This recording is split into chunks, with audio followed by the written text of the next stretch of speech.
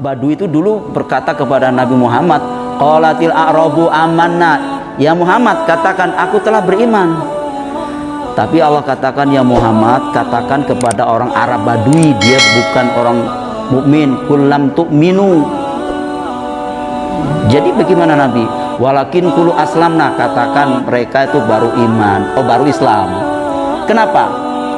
Walamma yadkhulul imanu fi qulubikum, karena imannya itu belum masuk di dalam kolbunya, makanya masih menimbun minyak goreng. Ya kan, dia masih pembohong. Contoh nih Pak, ada orang jadi imam sholat, lantas kemudian di belakangnya itu tiba-tiba makmumnya mencium aroma busuk, mengendus-endus. Dari mana nih busuknya ya? Menggelembung Pak, baunya itu kemana-mana, ya kan, aromanya enggak. Akhirnya terus kemudian itu terus tetap sholat loh. Akhirnya begitu udah selesai salam, ditanya Pak Imam, sepertinya saya mencium bau busuk sepertinya dari depan. Pak Imamnya kentut ya? Iya. Duh, kok iya? Berarti kan batal. Sedikit ya tetap aja, walaupun sedikit tetap batal. Berarti bohongin diri sendiri itu. Orang semacam itu menolak kebenaran dan meremehkan orang lain. Hadis riwayat Muslim, itu sombong. Jadi dengan demikian, karena hatinya tertutup, makanya dia bisa mengatakan, Bapak Ibu, harga tidak naik namun disesuaikan. Ya sami mawon. Apa pekerjaannya orang munafik, baik laki-laki maupun perempuan? Di dalam surah 9 atau ayat 67 tadi, kerjaannya adalah menyuruh yang mungkar, mencegah yang ma'ruf. Mohon maaf Bapak Ibu, underline, menyuruh yang mungkar, mencegah yang ma'ruf. Yang disebut radikal itu, mohon maaf nih Bapak Ibu, Islam itu pada kekalnya tidak kenal radikal, tidak ada destruktif, tidak ada anarkis. Itu Islam selalu damai, sejuk. Kalau ada umat Islam yang destruktif dan anarkis, itu bukan umat Islam walaupun ngaku umat Islam. Tapi pemahaman Islam harus radik. Apa artinya radik? Mendalami, mengakar Pak. Begitulah taklim Pak. Ngaji seperti ini tuh perlu Pak. Kalau Bapak Ibu tidak taklim, padahal di sini sudah dibagi vitamin-vitamin batin dari firman Allah. Rugi kalau nggak taklim tuh Pak. Sholat saja nggak cukup. Betul, sholat itu nggak cukup Pak. Itu sudah otomatis, duren pasti berduri. Tapi yang dituntut oleh Allah bagaimana untuk meningkatkan keimanannya, meningkatkan ketakwanya, diantaranya dengan tadabbur Quran, taklim, ngaji Pak. Makanya judulnya, karena mimpi terbesar, maaf nih saya ulang lagi, mimpi terbesar bagi orang-orang yang sudah meninggal, dia ingin balik lagi ke dunia Pak. Dalam Al-Quran diceritakan, ingin balik ke dunia. Untuk apa balik ke dunia? Balik ke dunia pertama bukan sholat, bukan saum, tapi dua, fa'asodako, supaya aku bersedekah, wa aku minas sholihin, supaya aku jadi orang soleh. Makanya ayatnya, jadi kalau ada orang tua, maaf ya, kalau orang tua bicara tentang masa lalu, itu tua banget Pak. Tapi kalau orang tua bicara masa depan, masih muda. Ada orang tua, tapi visioner ke depan, masih muda Pak. Tapi kalau orang tua bicara masa lalu, udah tua banget. Kalau saya bicara, Al-Quran mengatakan, kanu qalilam minal laili ma yahjaun, sedikit sekali tidur di waktu malam. Berarti untuk sholat tahajud. Memang kita dengan Nabi beda sedikit Pak. Kalau Nabi sedikit tidur, kalau kita dikit-dikit tidur gitu loh. Hebat kan? Kalau Nabi sedikit makan Pak, kalau kita dikit-dikit makan. Makanya penyakitnya banyak, lever, jantung, bengek, vertigo. Nabi penyakitnya panas dingin, itu aja Pak. Subhanallah kan. Ini dikit-dikit asam urat, linu-linu. Bayangkan dari mana penyakit itu. Karena jelas Quran diturunkan membuat keberkahan. Maka ikuti ajaran Quran supaya kamu berkah. Maka bertakwa, meningkatkan kualitas ketakwaannya, la'allakum turhamun, akan mendapatkan rahmat Pak. Subhanallah, seantero dunia tuh berkahnya Pak. Quran tuh berkah. Yang bikin penyakit itu memang hatinya kotor. contoh, tetangganya baru saja beli kipas angin, dia sendiri muter-muter. Gimana cara belinya? Itu kan penyakit ya, sakit Pak. Tetangganya beli rice cooker, dia kepanasan. Tetangganya beli kulkas, dia kedinginan. Begitu tetangganya beli mobil, dia masuk ambulan, megap-megap Pak. Karena penyakit Pak, penyakit itu. Bapak Ibu nggak bisa senyum dengan tetangganya, penyakit Pak. Supaya sembuh bagaimana? Tinggalkan, itulah Quran, supaya mendapat keberkahan. Awet muda Pak, seger Pak. Bismillahirrahmanirrahim. Assalamualaikum warahmatullahi wabarakatuh.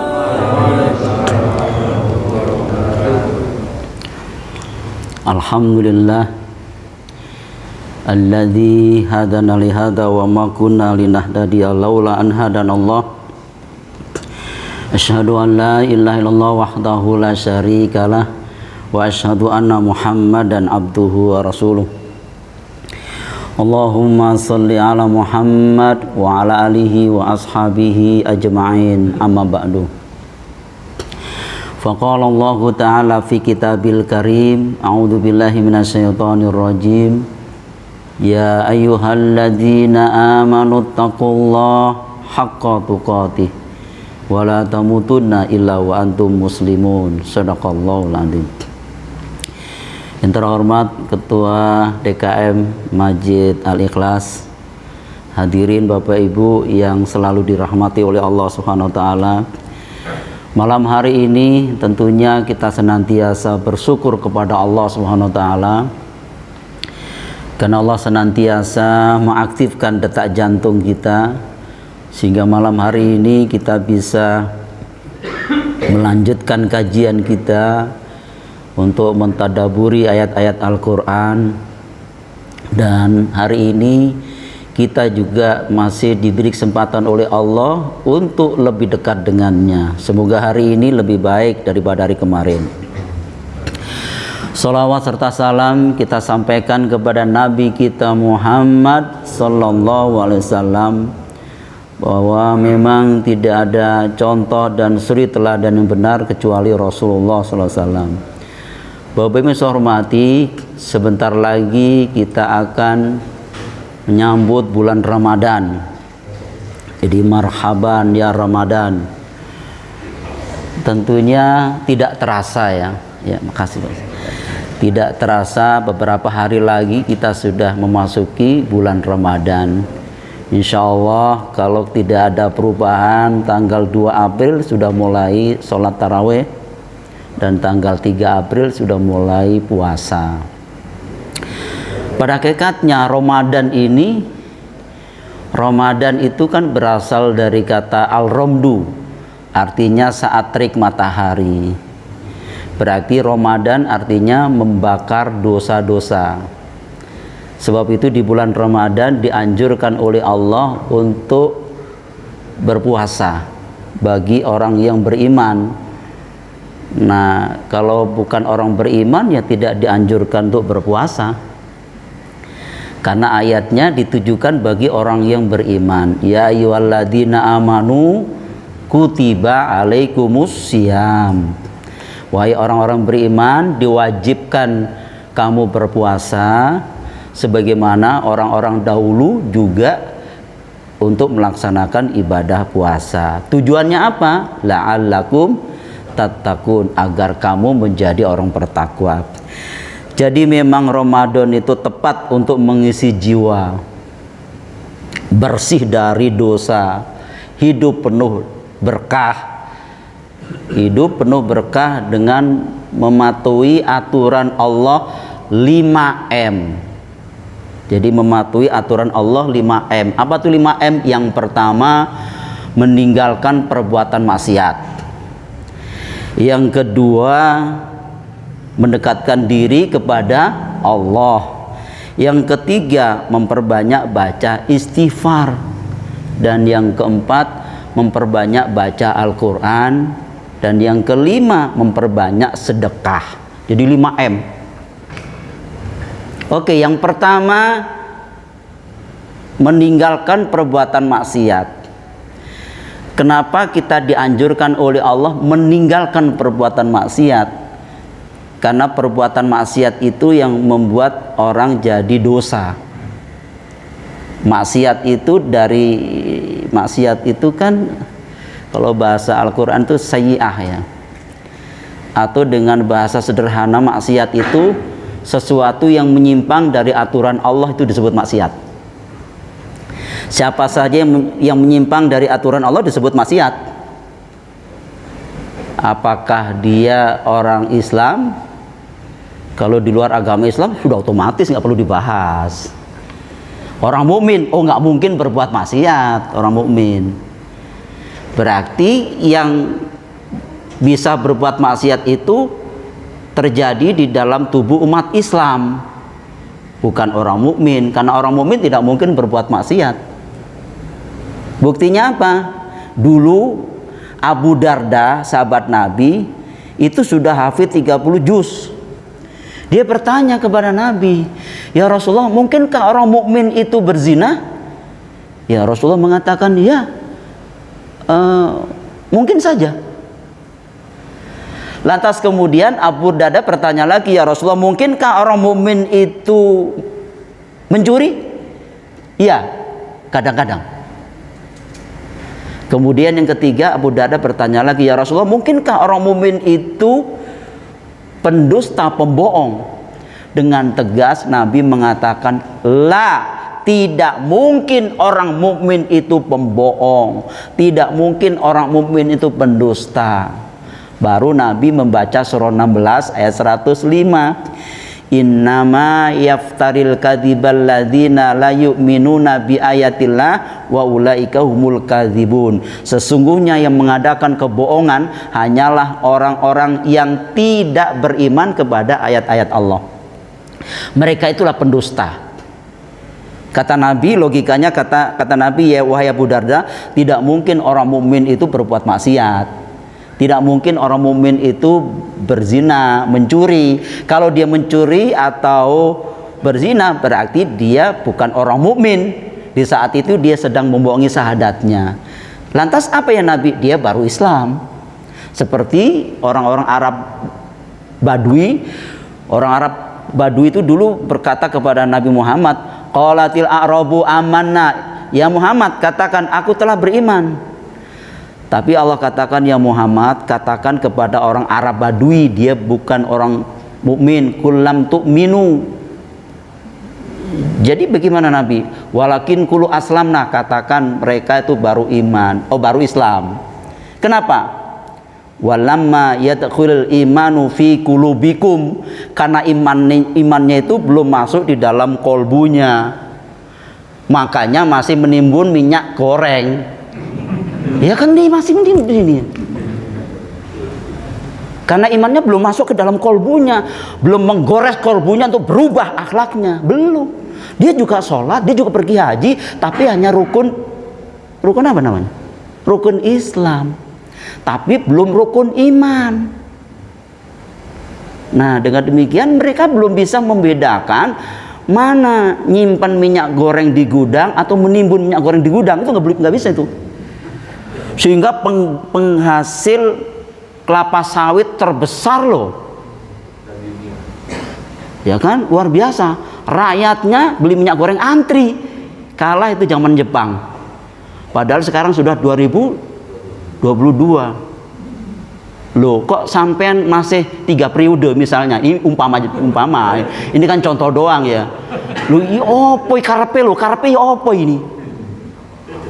Karepe ini opo? Kalau orang Jawa itu karepe opo ini? Padahal rakyat sudah jerit nih, kok malah diperpanjang 3 periode kan gitu. Ini kan namanya pelecehan konstitusi. Oh betul-betul lah ya Bapak ini. Gimana?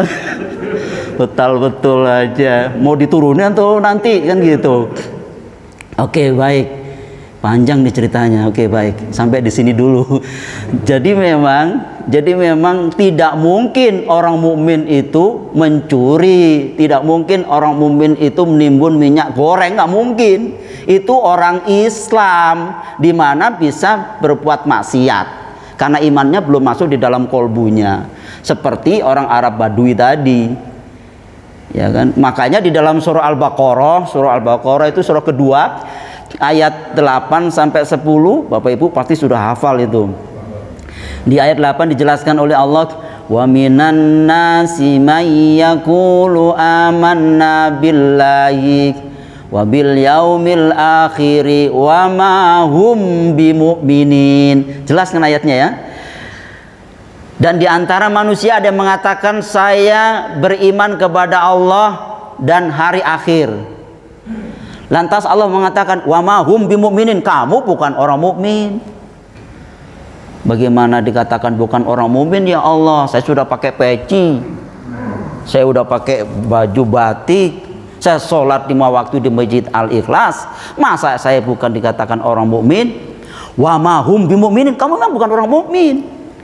Yukhadi'unallaha walladzina amanu wa ma yahda'una illa anfusahum wa ma yas'urun. Mereka hendak menipu Allah dan menipu orang-orang mukmin. Padahal menipu siapa? Diri mereka sendiri, tanpa mereka sadari. Tanpa mereka sadari, nipu diri sendiri. Kenapa? Maaf. Kenapa dikatakan menipu diri mereka sendiri? Fi qulubihim maradun fazadahumullahu marada. Di dalam hati mereka ada penyakit, ditambah lagi penyakitnya oleh Allah, dan mereka mendapat siksaan yang paling pedih. Apa penyakitnya? Berdusta, pembohong. Contoh nih Pak, ada orang jadi imam sholat, lantas kemudian di belakangnya itu tiba-tiba makmumnya mencium aroma busuk, mengendus-endus. Dari mana nih busuknya ya? Menggelembung Pak, baunya itu kemana-mana, ya kan? Aromanya loh, nggak. Akhirnya terus kemudian itu terus tetap sholat loh. Akhirnya begitu udah selesai salam, ditanya Pak Imam, sepertinya saya mencium bau busuk sepertinya dari depan. Pak Imamnya kentut ya? Iya. Duh, kok iya? Berarti kan batal. Sedikit ya tetap aja, walaupun sedikit tetap batal. Berarti bohongin diri sendiri itu. Orang semacam itu nggak mungkin jadi imam lama-lama Pak. Nggak mungkin loh. Sedikit kan ya tetap juga batal. Baunya kemana-mana, udah menggelembung loh, mencium kemana-mana. Dibilang katanya sedikit. Ya Allah, memang nggak dengar bunyinya ya, tapi Pak baunya kemana-mana. Yang di belakang kan pasti dong, ya kan, pasti dia mencium dari mana kan ya, dari depan. Ya Bapak Ibu tahu deh yang di belakang itu siapa kan gitu. Tapi tetap aja begitu ditanya, Bapak kentutnya? Iya, ya berarti kan batal. Tapi dia bilang sedikit, tetap batal walaupun sedikit. Nah, namun terus dibilang nggak usah diekspos. Kata imamnya, makmumnya bilang, waduh bagaimana ya? Udahlah pokoknya Bapak bener aja gitu. Akhirnya imamnya dibenerin, nggak bener juga Pak. Jadi kalau seorang imam jadi imam sudah nggak bener, kok tetap makmumnya membenarkan, itu namanya kebohongan apa ya? Kebohongan ganda ya, berjamaah. Ini jahil murakkab namanya, bodoh kuadrat namanya. Nah ini yang tidak dibenarkan dalam agama. Nah sebab itu bagaimana? Ya Bapak minggir dulu lah, nggak usah jadi imam. Ya kan begitu. Ini karena udah menipu diri mereka sendiri, nyimpang namanya. Tapi dia bilang kan bisa diperbaiki, wudu dulu. Nggak bisa, orang baunya kemana-mana, wudu. Udahlah. Oke. Kok sampai kesana kemari sih? Baik. Jadi memang meninggalkan perbuatan maksiat. Makanya oleh Allah diceritakan di dalam surah 6 ayat 120, tinggalkan perbuatan dosa baik yang nampak maupun tersembunyi. Kenapa? Karena perbuatan dosa itu nanti kelak akan diminta pertanggungjawaban di akhirat nanti. Itulah perlunya beriman kepada hari akhir, bahwa nanti ada kehidupan setelah mati. Dosa yang nampak tentu sudah sama-sama tahu, contoh korupsi dosa nampak, manipulasi data dosa nampak, menimbun minyak goreng dosa nampak, kan begitu. Sampai peperangan yang ada di Papua udah dosa nampak itu harus ditinggalkan, ya kan. Menghardik anak yatim, berzina, berani sama orang tua, itu dosa nampak, harus ditinggalkan kata Allah. Nah, yang tersembunyi, apa yang tersembunyi? Dendam, dengki, takabur, sok intelektual, nggak mau dinasihatin, merasa hebat, sombong kan? Nah, itu perlu perlu ditinggalkan, perlu ditinggalkan. Kenapa? Kalau tidak ditinggalkan, maka nanti akan terjadi perbuatan maksiat. Oke, dahulu Nabi pernah berjalan melewatin kerumunan sahabat, kemudian sahabat berteriak, "Ya Rasul, ada orang gila, ada orang gila." Rasul menghampirinya dan bertanya, "Mana orang gila itu?" "Ini ya Rasul, sedang ngamuk." "Oh, dia bukan orang gila, tetapi dia baru kena musibah." Tahukah kalian siapa orang gila yang sebenarnya? Al-majnun hakul majnun. "Saya tidak tahu ya Nabi." Lantas Nabi menjelaskan kepada para sahabat tersebut, orang gila yang sebenarnya lah yang pertama berjalan di muka bumi dengan sombong. Itu pertama. Yang kedua, mengharap surga Allah sambil berbuat maksiat. Nah, gila itu. Coba Bapak Ibu bayangkan tuh, mengharap surga Allah namun sambil berbuat maksiat. Contoh tadi sudah, habis sholat nimbun minyak goreng. Nah, itu sama. Itu mengharap surga Allah sambil berbuat maksiat. Gila berarti. Yang ketiga, kebaikannya tidak pernah diharapkan. Kebaikannya tidak pernah diharapkan. Nah, ciri orang gila sebenarnya kata Nabi berjalan di muka bumi dengan sombong. Lantas Sabit bin Qais waktu itu bertanya kepada Nabi, "Ya Nabi, saya suka gamis baru loh, sendal baru. Apakah saya dikatakan sombong?" Kata Nabi, "Bukan itu." Jadi apa yang Nabi yang disebut sombong itu? Sombong itu adalah al-kibaru badrul haqi wa ghamtun nas. Sombong itu menolak kebenaran dan meremehkan orang lain. Hadis riwayat Muslim, itu sombong. Nah, orang semacam ini, Pak, menolak kebenaran dan meremehkan orang lain, berarti akalnya itu ditutupi oleh keegoan dan kesombongannya, sehingga dia menolak nasihat dan meremehkan orang lain. Makanya di dalam surah Al-Baqarah surah 2 ayat 6, "Innalladzina kafaru sawa'un 'alaihim a'andartahum am lam tungdirhum la yu'minun." Sesungguhnya orang-orang kafir itu dikasih peringatan maupun tidak dikasih peringatan sama saja, mereka tidak mau beriman. Kafir di sini, saya mohon maaf nih, jangan takut menyebut kafir, nanti dianggap radikal nih Bapak Ibu. Non muslim ya? Hah? Memang dalam Al-Quran ada non muslim. Misalnya innalladzi non muslim, ada nggak? Nggak ada. Yang ada innalladzina kafaru. Oh maaf, ada yang membaca. Oke, maaf, sorry. Habis ini berarti maaf. Dikira nggak ada, maksudnya cocok saja terus saya. Oke, baik, maaf. Jadi kafir di situ bukan hanya, bukan hanya di luar agama Islam, namun bisa terjadi di dalam tubuh umat Islam. Jadi kafir di sini berasal dari kata kafaro, artinya tertutup. Apa yang ditutupinya? Hati. Hatinya tertutup dari nilai-nilai kebenaran, sehingga mereka tidak bisa membedakan antara hak dengan batil. Hatinya tertutup sehingga gelap, Pak. Seorang pejabat ketika hatinya tertutup dari nilai-nilai kebenaran, mereka tidak bisa membedakan mana disiplin dan mana diselipin. Beda tipis, Pak. Seorang politikus ketika hatinya tertutup dari nilai-nilai kebenaran, mereka tidak bisa membedakan mana komentator dan mana provokator. Yang penting packaging, kemasannya, Pak. Nasi basi jadi pulen loh. Itu memang hatinya tertutup, jadinya zolim, gelap. Dia tidak bisa membedakan mana reformasi dan reformasi. Dia tidak bisa membedakan mana lockdown dengan lauk daun. Iya. Ini lockdown dengan lauk daun. 2 tahun lebih loh.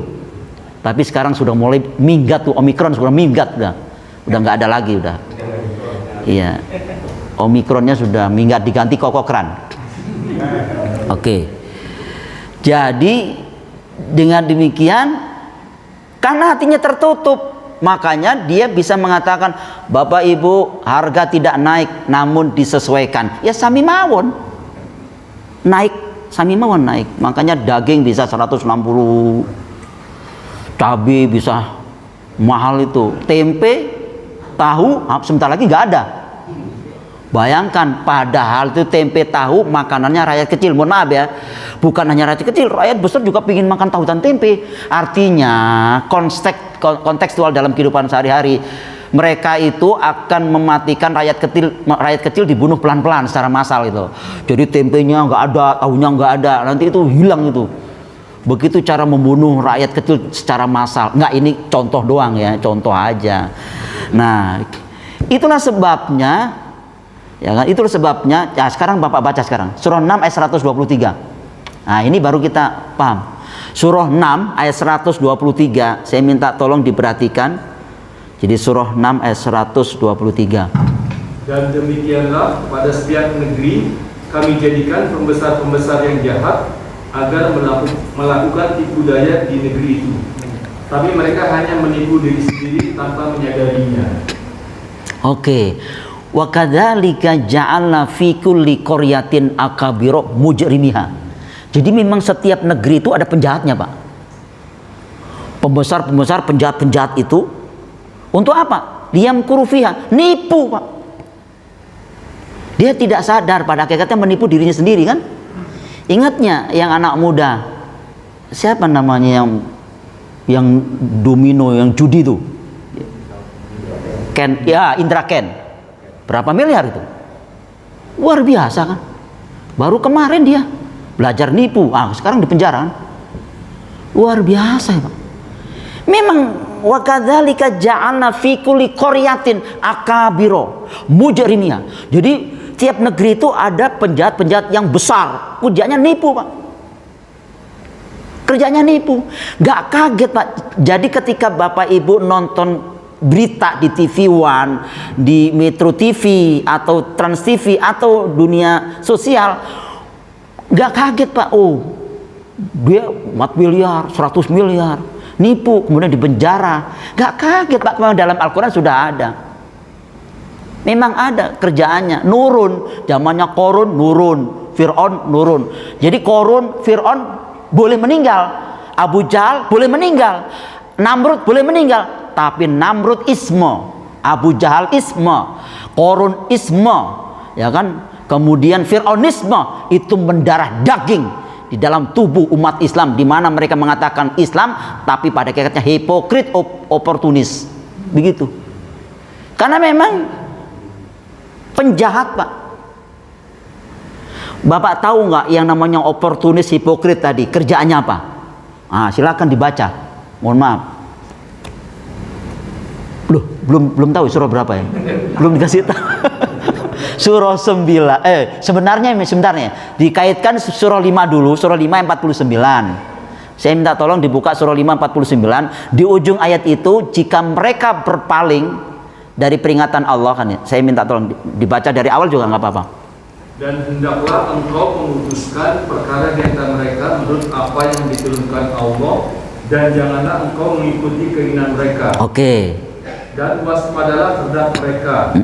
Jangan sampai mereka memperdayakan engkau terhadap sebagian apa yang telah diturunkan Allah kepadamu. Jika mereka berpaling dari hukum yang telah diturunkan Allah, maka ketahuilah bahwa sesungguhnya Allah berkehendak menimpakan musibah kepada mereka disebabkan sebagian dosa-dosa mereka. Dan sungguh kebanyakan manusia adalah orang-orang yang fasik. Nah, jelas Bapak Ibu, Fa in tawallau, jika mereka berpaling dari peringatan Allah, dari pengajaran Allah, ketahuilah Allah akan menimpakan musibah disebabkan sebagian dosa-dosa mereka. Angin puting beliung, hujan gak berkah lagi Pak. Ketakutan, tiba-tiba pohon tumbang, mobil kemudian kena, ya kan, lantas kemudian supirnya, penumpangnya meninggal. Karena memang gak berkah Pak. Beda dari dulu. Dulu hujan itu senang, sekarang hujan ketakutan. Jadi Allah akan menimpakan musibah disebabkan hanya sebagian dosa-dosa mereka. Nggak semua, sebagian Pak dosa mereka. Dan mereka, kebanyakan mereka itu kaum fasik. Siapa kaum fasik itu? Bapak buka surah 9 ayat 67. Yang tadi dari awal saya katakan oportunis, hipokrit tadi. Siapa kaum fasik? Buka surah 9 ayat 67. Silakan diterjemahkan. Orang-orang munafik, laki-laki dan perempuan, satu dengan yang lain adalah sama. Mereka menyuruh berbuat yang mungkar dan mencegah perbuatan ma'ruf. Oke. Dan mereka menggenggamkan tangannya, kikir. Mereka telah melupakan Allah. Allah melupakan mereka pula. Sesungguhnya orang-orang munafik itulah orang-orang yang fasik. Sama ya Pak ya. Jadi orang munafik dengan orang fasik itu sama. Satu gerbong sesat. Makanya tadi kebanyakan mereka kaum fasik. Siapa kaum fasik? Ya orang munafik. Apa pekerjaannya orang munafik, baik laki-laki maupun perempuan? Di dalam surah 9 atau ayat 67 tadi, kerjaannya adalah menyuruh yang mungkar, mencegah yang ma'ruf. Mohon maaf Bapak Ibu underline, menyuruh yang mungkar, mencegah yang ma'ruf. Makanya memasuki bulan Ramadan tidak ada wewenangnya. Kenapa? Dia kan tidak berwenang, tapi kenapa mendekati bulan Ramadan sudah mulai mengumpulin para ustadz-ustadz yang radikal untuk mendekati Ramadan loh Pak, supaya umat Islam itu nggak ada yang ceramah nanti. Kenapa sih yang judi di sono nggak diurus kan gitu? Di sono tuh di mana? Nggak ngerti saya. Ya Bapak Ibu tahu lah di sono di mana gitu. Kenapa yang dugem sampai pagi, ya kan? Laki perempuan kumpul kebo nggak diurus, ya kan? Kenapa judi nggak diurus? Kata mereka ya sudah diurus. Cuma kenapa yang diurus ini para ustadz-ustadz yang disebut radikal? Radikalnya di mana? Yang disebut radikal itu, mohon maaf nih Bapak Ibu, Islam itu pada kekalnya tidak kenal radikal, tidak ada destruktif, tidak ada anarkis. Itu Islam selalu damai, sejuk. Kalau ada umat Islam yang destruktif dan anarkis, itu bukan umat Islam walaupun ngaku umat Islam. Tapi pemahaman Islam harus radik. Apa artinya radik? Mendalami, mengakar Pak. Begitulah di dalam surah 9 ayat 122. Saya minta tolong diterjemahkan. Jadi pemahaman Islam itu lihat tafakuh fiddin, tafakuh lebih dalam lagi Pak. Begitu. Oke, baik, silakan baca surah 9 ayat 122. Dan tidak sepatutnya orang-orang mukmin itu semuanya pergi ke medan perang. Oke. Mengapa sebagian dari setiap golongan di antara mereka tidak pergi untuk memperdalam pengetahuan agama mereka dan untuk memberi peringatan kepada kaumnya jika mereka telah kembali agar mereka dapat menjaga dirinya. Oke, ini yang disebut dia tafaqahu fiddin. Mendalami ilmu agama harus mengakar, harus dalam. Tujuannya apa? Memberi peringatan kepada orang-orang yang menyimpang itu, Pak. Itulah pewaris para nabi, para ulama, para ustadz, para ajengan, para habaib. Kalau toh mereka memang anarkis, ya di luar agama Islam. Karena Islam selalu salam dan damai. Baik, maka poin yang pertama 5M tadi, meninggalkan perbuatan maksiat itu perlu. Nah sekarang menginjak poin yang kedua. Apa solusinya? Poin yang kedua adalah mendekatkan diri kepada Allah. Ramadan lah kesempatan mendekatkan diri kepada Allah. Siapa tahu nih Ramadan yang paling terakhir. Siapa tahu nih duduk yang paling terakhir. Kita juga tidak tahu. Caranya bagaimana mendekatkan diri kepada Allah? Banyak cara, Pak. Sholat 5 waktu tidak perlu dihitung, karena itu sudah automatically. Sunah-sunahnya, qobliyah, ba'diyahnya, sholat tahajudnya, sedekahnya, menolong orang lain yang kekurangan. Itu cara mendekatkan diri kepada Allah. Dan diantaranya taklim, Pak. Ngaji seperti ini tuh perlu, Pak. Kalau Bapak Ibu tidak taklim, padahal di sini sudah dibagi vitamin-vitamin batin dari firman Allah. Rugi kalau nggak taklim tuh, Pak. Sholat saja nggak cukup. Betul, sholat itu nggak cukup, Pak. Itu sudah otomatis, duren pasti berduri. Tapi yang dituntut oleh Allah bagaimana untuk meningkatkan keimanannya, meningkatkan ketakwaannya, diantaranya dengan tadabbur Quran, taklim, ngaji, Pak. Makanya judulnya yuk ngaji. Itu perlu. Kalau ketika kita ngaji, tahu informasi dari firman-firman Allah dan hadis Nabi. Oh, ini yang boleh, ini yang dilarang. Ya kan? Jangan sampai nggak ngerti. Oh, nanti aja saya belajar agama, nanti kalau udah pensiun. Nanti kalau belajar agama, begitu pensiun mati, Pak. Kapan belajar agamanya? Ada juga, oke, nggak mati, masih hidup, 60 kan? Oke, 60-70 masih hidup. Belajar agama, boleh. Tapi kontribusi ilmu agamanya TK. Baru belajar abatasa cahako bapudu, begitu. Akhirnya belum mendalami, nggak keburu stroke mati. Rugi dong, rugi, Pak. Padahal 3 periode Allah sudah kasih kesempatan hidup. Pertama, jadi anak-anak, sudah dong. Jadi remaja, sudah. Jadi dewasa, sudah. Terus tua, udah tua. Berarti 3 periode. Tinggal uzurnya.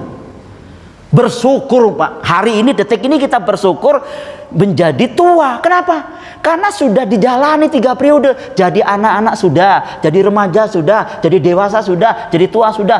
Kemudian sebentar lagi uzur. Dan 1 langkah lagi. Kemana? 1 langkah lagi? Ke kuburan yang lah tanah kusir menanti. Itu pasti, Pak. Mohon maaf ya. Makanya ada Allah matikan sejak lahir. Begitu lahir langsung meninggal, ada. Berarti mereka tidak mengalami jadi anak-anak. Oke, ada yang remaja kemudian meninggal, berarti dia tidak mengalami dewasa. Ada yang dewasa meninggal, berarti mereka tidak mengalami tua. Dan hari ini kita bersyukur kepada Allah, 60-70 udah top. Kata Nabi, a'maru ummati ma baina sitin ila sab'ina wa aqalluhum may yazuzu zalik. Usia umatku antara 60 sampai 70 tahun. Sedikit sekali yang melampauinya. Hadis riwayat At-Tirmizi. Berarti memang harus siap-siap, Pak. Gimana?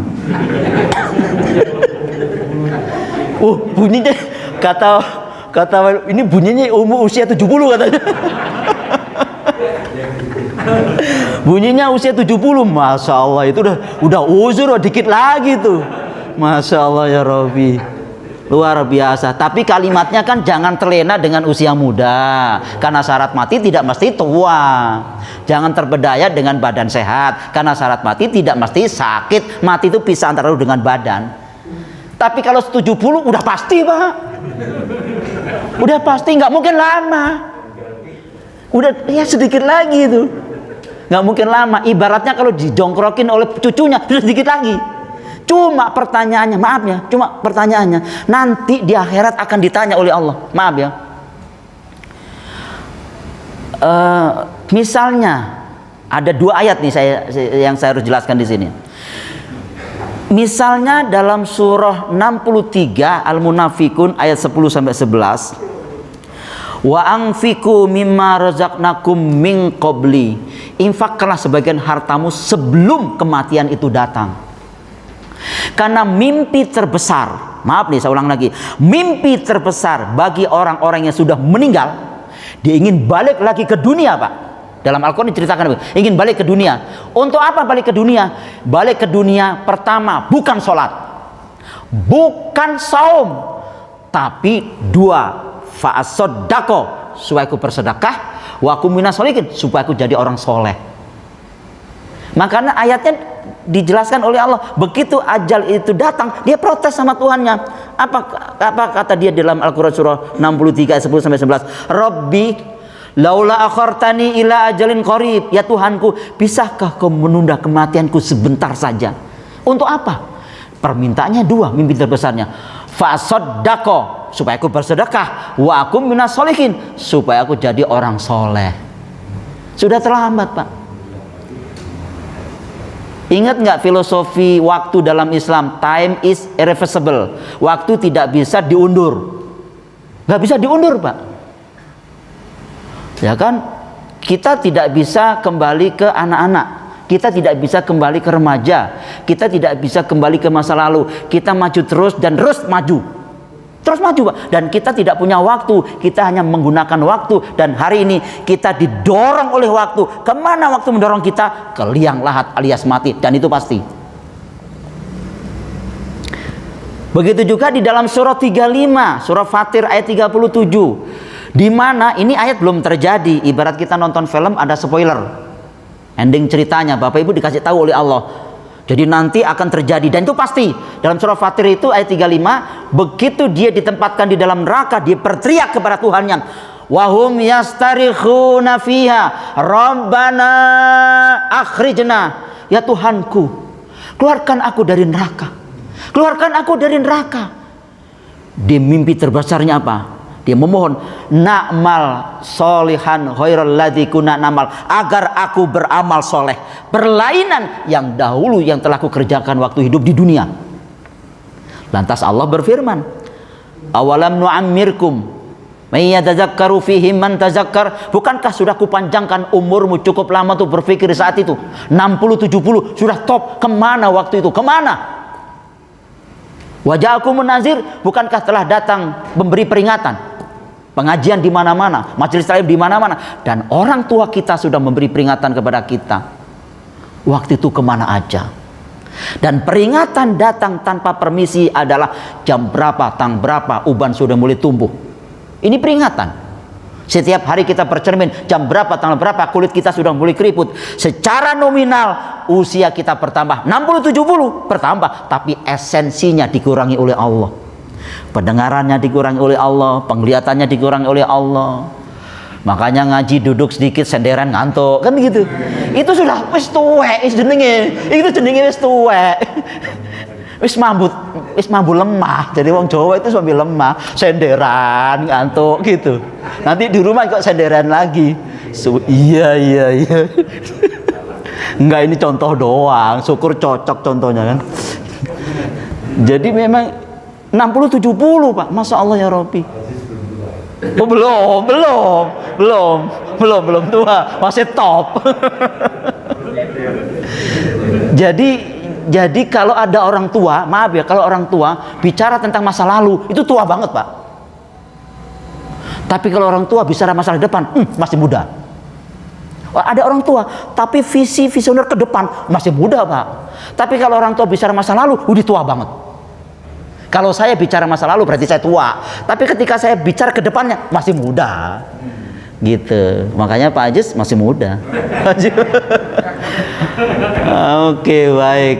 Subhanallah. Jadi kan kuat soalnya. Berarti usianya masih muda. Oke. Jadi memang usia standar umat Nabi itu ya 60-70 Pak. 60-70. Rasulullah itu 63. Kecuali umatnya Nabi Nuh ya. Umatnya Nabi Nuh itu 1000 kurang 50 tahun. Berarti 950 tahun umatnya Nabi Nuh. Nah, sedangkan umatnya Nabi Ibrahim itu ya standar 168. Dan itu Nabi Yusuf 120, Nabi Yakub 140. Kan begitu. Nah, kita umat Rasulullah 63. Standar itu, Pak. Itu 60. Makanya 60 siap-siap. 70 apalagi gitu loh. Wah, jangan terus aku masih muda ya. Jangan Pak, nanti pulang dari sini assalamualaikum bisa jadi. Nanti saya ditelepon oleh salah seorang pengurus, Pak Ustadz Budiman, jamaah kita baru saja meninggal. Kan gitu. Yang mana? Itulah yang senderan. Loh, senderannya mana? Senderannya yang mana? Depan, belakang, kiri, kanan, ya tahu gitu loh. Begitu kehidupan Pak. Subhanallah ya Rabbi. Saya masih ingat Kak, saya masih ingat Pak, jamaah-jamaah ini sini, yang di sini sudah nggak ada, yang di sini nggak ada, yang suka nanya di sini jujur udah nggak ada Pak. Iya, saya masih ingat tuh. Iya, bapak-bapak pasti ingat tuh, yang di sini nggak ada di sini dah. Nah, yang di sini kadang-kadang di sini nggak ada juga. Nah, nanti kan yang mana yang di situ ini, nah gitu loh. Juga kan. Subhanallah ya Rabbi. Bersyukur sama Allah. Hari ini subhanallah bersyukur sama Allah. Kenapa bersyukur sama Allah? Bisa taklim, bisa ngaji, bisa tersenyum, bisa ketawa. Itu obat Pak. Obat, iya, obat daripada penyakit. Makanya saya bilang kepada orang-orang sakit, coba Bapak ketawa, biar obat itu. Sakit begini aja. Senyum dong, senyum. Karena ketawa itu bagian daripada obat Pak. Tetangga ketawa kan gitu, kemudian senyum itu obat Pak. Dengan istrinya senyum obat, dengan suaminya senyum obat Pak. Kalau misalkan cemberut terus itu cepat mati Pak. Udahlah, keep smile, senyum aja, senyum. Insya Allah obat, awet muda ya gitu ya. Oh enggak. Udah nggak senderan lagi, subhanallah Rabbi. Oke, sedikit lagi nggak apa-apa ya. Jadi mendekatkan diri kepada Allah. Jadi mendekatkan diri kepada Allah, misalnya surah 8 ayat 29. Ya, ayat orang beriman, intattaqullaha yaj'al lakum furqanan. Ya, jika kamu meningkatkan kualitas ketakwaanmu kepada Allah, Allah kasih furqan. Jadi pembeda. Bukan hanya itu, wa nukaffir ankum sayiatikum. Jadi dihapus kesalahan-kesalahannya dan diampuni dosa-dosanya. Jadi taklim seperti ini Pak, Allah hapus dosa-dosanya. Ngaji taklim seperti ini, kesalahan-kesalahan juga dihapus oleh Allah. Begitu dalam surah 8 ayat 29. Nah, setelah itu meningkat lagi poin yang ketiga, memperbanyak baca istighfar. Setiap hari Rasulullah baca istighfar 100 kali loh Pak. Itu yang manusia dijamin oleh Allah masuk surga. Nah, di akhir-akhir waktu sahur menjelang subuh harus banyak istighfar juga, karena itu termasuk kunci masuk surga. Wabil asharihum yastaghfirun dalam surah 51 surah Az-Zariyat ayat 18. Sebenarnya dari ayat 17. Ya. Ayat itu sebenarnya dari 18 sampai 19. Misalnya saya bacakan ayat itu ya. 51 ayat 15 sampai 19 itu kunci masuk surga. Innal muttaqina fi jannati wa uyun akhidina matahum rabbuhum. Jadi sesungguhnya orang-orang bertakwa itu masuk di dalam taman-taman surga. Dan di taman surga itu ada mata air. Jadi Bapak Ibu bayangkan orang masuk surga, kemudian di dalamnya ada mata air. Lantas kemudian sambil mengambil pemberian dari Tuhan mereka, mereka sibuk dan senang sibuk dengan kesenangannya. Lantas Allah kasih bocoran. Apa yang menyebabkan orang bertakwa tadi masuk surga? Allah kasih bocoran. Apa bocorannya? Kamu lihat kebiasaan mereka waktu hidup di dunia. Apa kebiasaannya? Innahum kanu qabla dzalika muhsinin. Sesungguhnya mereka sebelum itu di dunia adalah orang-orang yang berbuat baik, ihsan. Yang kedua, kanu qalilam minal laili ma yahjaun. Mereka sedikit sekali tidur di waktu malam, berarti sholat tahajud, Pak. Nggak tidur terus. Mohon maaf Bapak Ibu, kalau kita hitung tidur kan orang bilang 8 jam ya. Berarti kalau usianya 60 itu 20 tahun, Pak. Itu tidur. Dari mana itu? Coba kita hitung. Jadi 8 jam nih, 8 jam. Kan normalnya kan 8 jam mereka tidur. Kalau usia kita memasuki usia 60 tahun, berarti kurang lebih diperlukan tidur itu 20 tahun, Pak. 20 tahun itu tidur terus. Bayangkan. Itu tidur wajib, belum tidur sunahnya. Tidur sunah tadi, ngaji senderan ngantuk tadi itu loh. Ini tidur sunah. Coba bayangkan. Jadi kena lagi. Jadi emang udahlah, jangan tidur terus, coba. Jadi 20 tahun Pak tidur loh. Padahal Al-Quran mengatakan kanu qalilam minal laili ma yahjaun. Sedikit sekali tidur di waktu malam. Berarti untuk sholat tahajud. Memang kita dengan Nabi beda sedikit Pak. Kalau Nabi sedikit tidur, kalau kita dikit-dikit tidur gitu loh. Hebat kan? Kalau Nabi sedikit makan Pak, kalau kita dikit-dikit makan. Makanya penyakitnya banyak, lever, jantung, bengek, vertigo. Nabi penyakitnya panas dingin, itu aja Pak. Subhanallah kan. Ini dikit-dikit asam urat, linu-linu. Bayangkan dari mana penyakit itu. Oke, kolesterol kan gitu. Oke, baik. Setelah itu apa? Setelah kanu qalilan minal laili ma yahjaun, ayat 18-nya wabil asharihum yastaghfirun. Mereka memohon ampun kepada Allah di waktu sahur sambil menunggu azan subuh, dia istighfar. Allah ampuni. Allah terima tobatnya. Subhanallah. Ini kunci masuk surga. Dibuktikan. Setelah itu apa? Wa fi amwalihim haqqul lisaili wal mahrum, di ayat 19-nya. Pada harta-harta mereka ada hak, baik fakir miskin yang minta-minta maupun tidak dapat bagian. Jadi dimensi sosial lebih dominan setelah sholat. Subhanallah. Ini termasuk kunci masuk surga dalam surah 51 ayat 15 sampai 19. Maka memperbanyak istighfar. Jadi nanti bulan Ramadan waktu sahur, Pak, sambil menunggu azan banyak istighfar. Astagfirullahaladzim, astagfirullah. Banyak metode istighfarnya. Banyak cara, banyak redaksinya. Misalnya istighfarnya Nabi Adam, Rabbana zolamna anfusana wa illam taghfir lana wa tarhamna lanakunana minal khosirin. Itu istighfarnya Nabi Adam, diabadikan oleh Allah dalam surah Al-A'raf surah 7 ayat 23. Istighfarnya Nabi Yunus, la ilaha illa anta subhanaka inni kuntu minaz zolimin, dan seterusnya. Begitu Bapak. Astagfirullahaladzim, astagfirullahaladzim, itu yang pendek. Ya, banyak istighfar di waktu sahur sambil menunggu azan subuh. Dan yang terakhir, yang poin keempatnya, memperbanyak baca Al-Quran, Pak.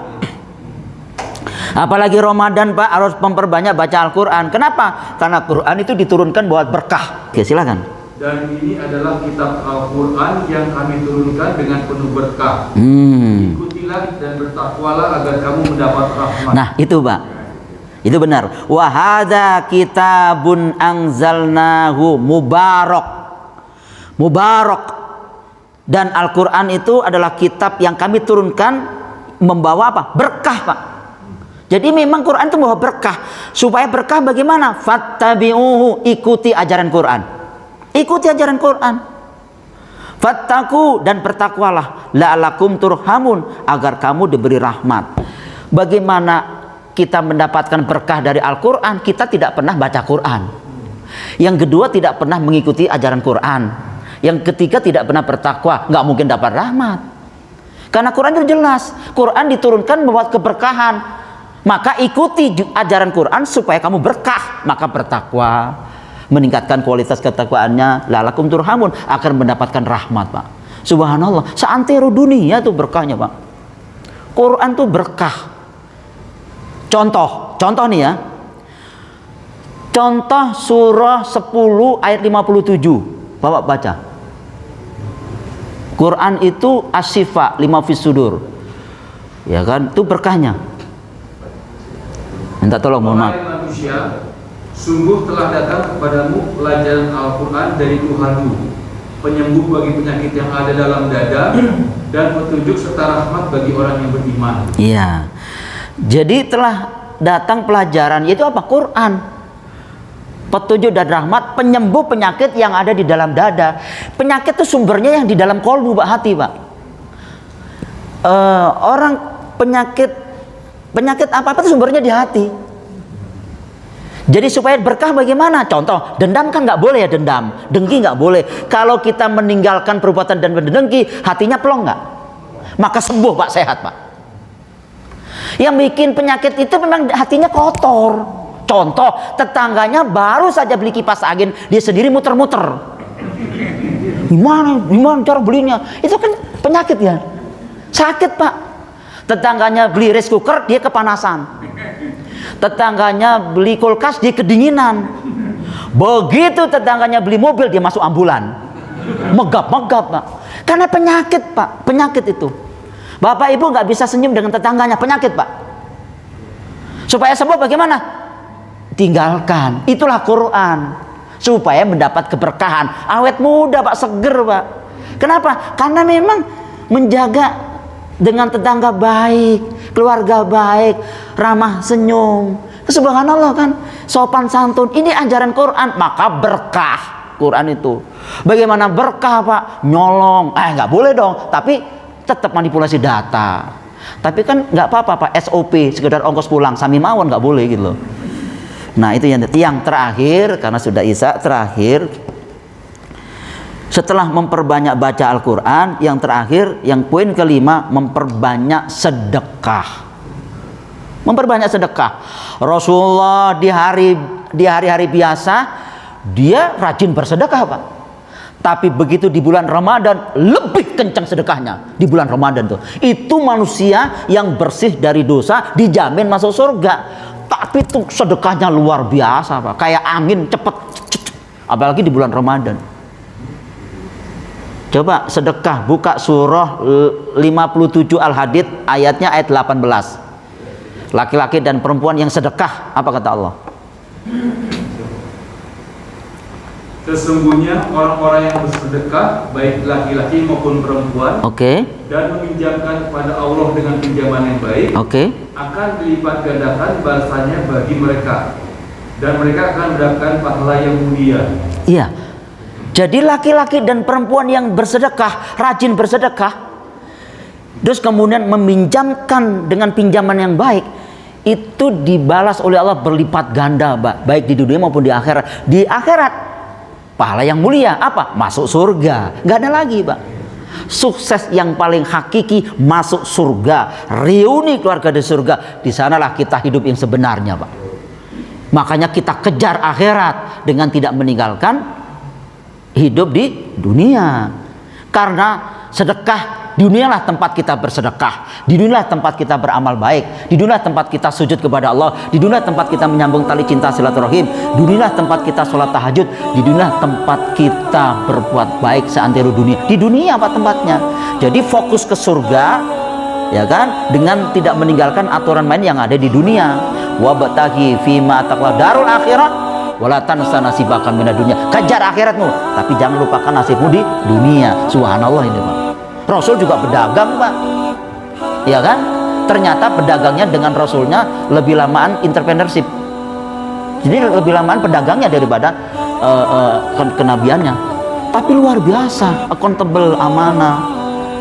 Ya kan? Oke, ini baru buka pengusaha sedikit aja sudah nipu, Pak. Pegel ya. Oke, baik. Saya kira demikian. Rajin bersedekah, dan sedekah itu bukti bagi orang mukmin. Burhan, bukti. Sedekah itu bukti bagi orang mukmin, itu sedekah, Pak. Kalau Bapak Ibu mengatakan saya iman lantas tidak pernah bersedekah, berarti imannya tanda kutip masih dipertanyakan. Karena iman dengan amal soleh itu nyambung, Pak. Jadi ketika Al-Quran mengatakan amanu, dilanjutkan wa amilu solehah. Ketika Al-Quran mengatakan akimi sholah, dilanjutkan wa atuz zakah. Ketika Al-Quran mengatakan hablum minallah, dilanjutkan hablum minanas. Itu selalu, Pak. Dengan demikian 5M tadi kalau kita praktekkan dalam kehidupan sehari-hari, insya Allah kita betul-betul manusia yang fi aksani taqwim, manusia yang ihsan, yang selalu berbuat baik, manusia yang soleh dan ditempatkan oleh Allah di dalam surganya. Baik, saya kira demikian ya. Saya kira cukup, tidak ada pertanyaan ya. Baik, nggak ada kan? Oke, nggak ada, berarti sudah 60-70 kan gitu. Oh, lebih. Baik, kalau begitu kita tutup dengan doa majelis. Subhanakallahumma wa bihamdika asyhadu alla ilaha illa anta astaghfiruka wa atubu ilaik. Terima kasih atas perhatiannya, mohon maaf atas kekurangannya. Wal minkum. Assalamualaikum warahmatullahi wabarakatuh.